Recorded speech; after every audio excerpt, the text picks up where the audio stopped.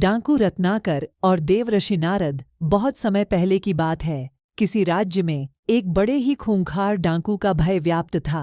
उस डाकू का नाम रत्नाकर था। वह अपने साथियों के साथ जंगल से गुजर रहे राहगीरों को लूटता और विरोध करने पर उनकी हत्या भी कर देता।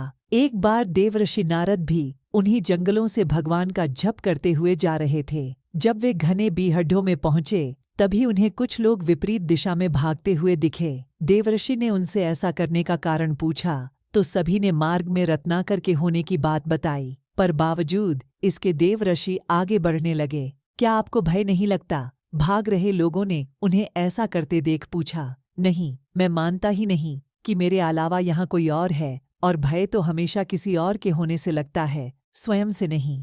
ऋषि ने ऐसा कहते हुए अपने कदम आगे बढ़ा दिए। कुछ ही दूर जाने पर डाकू रत्नाकर अपने साथियों के साथ उनके समक्ष आ पहुंचा।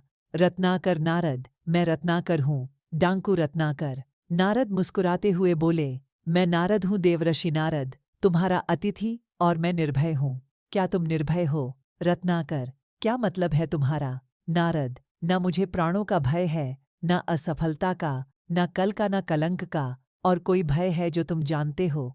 अब तुम बताओ, क्या तुम निर्भय हो? रत्नाकर, हाँ, मैं निर्भय हूँ। न मुझे प्राणों का भय है, न असफलता का, न कल का, न कलंक का। नारद, तो तुम यहाँ इन घने जंगलों में छिपकर क्यों रहते हो? क्या राजा से डरते हो? रत्नाकर, नहीं। नारद, क्या प्रजा से डरते हो? रत्नाकर, नहीं। नारद, क्या पाप से डरते हो? रत्नाकर, नहीं। नारद, तो यहाँ छिपकर क्यों रहते हो? यह सुनकर रत्नाकर घबरा गया और एकटक देवर्षि को घूरने लगा। नारद उत्तर मैं देता हूँ, तुम पाप करते हो और पाप से डरते हो। रत्नाकर हंसते हुए बोला, नारद, तुम अपनी इन बातों से मुझे भ्रमित नहीं कर सकते। न मैं पाप से डरता हूँ, न पुण्य से, न देवताओं से, न दानवों से, न राजा से, न राज्य से, न दंड से, न विधान से। मैंने राज्य के साथ द्रोह किया है, मैंने समाज के साथ द्रोह किया है, इसलिए मैं यहाँ इन बीहड्ढों में रहता हूँ। ये प्रतिशोध है मेरा। नारद, क्या था वो पाप जिससे तुम डरते हो? रत्नाकर, मुझे इतना मत उकसाओ कि मैं तुम्हारी हत्या कर दूं। नारद, इतना तो मैं जान ही चुका हूँ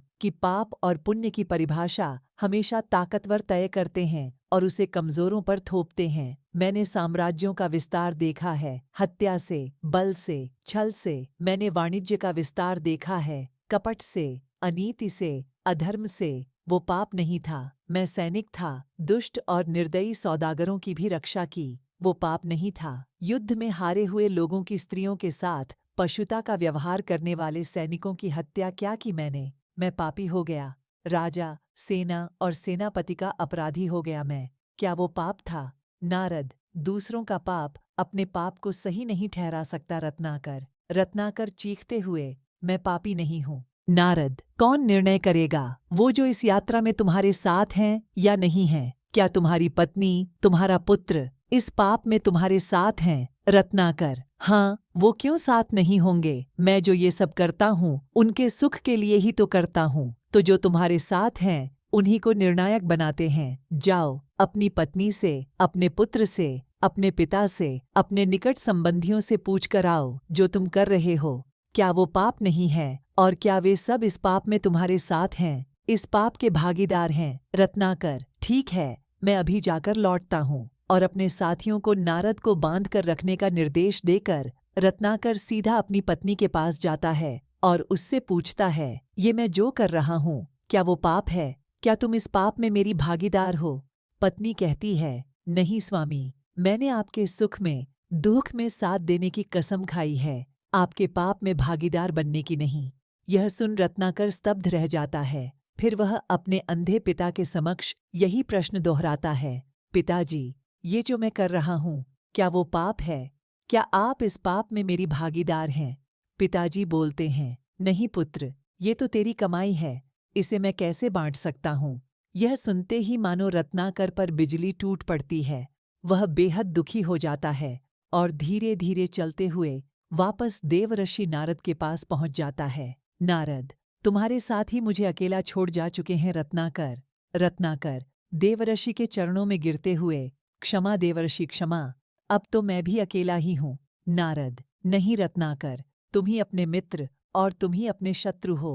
तुम्हारे पुराने संसार की रचना भी तुम्ही ने की थी, तुम्हारे नए संसार की रचना भी तुम ही करोगे। इसीलिए उठो और अपने पुरुषार्थ से अपना भविष्य लिखो। राम राम, तुम्हारा पथ शुभ हो। मित्रों, इस घटना के पश्चात डाकू रत्नाकर का जीवन पूरी तरह बदल गया।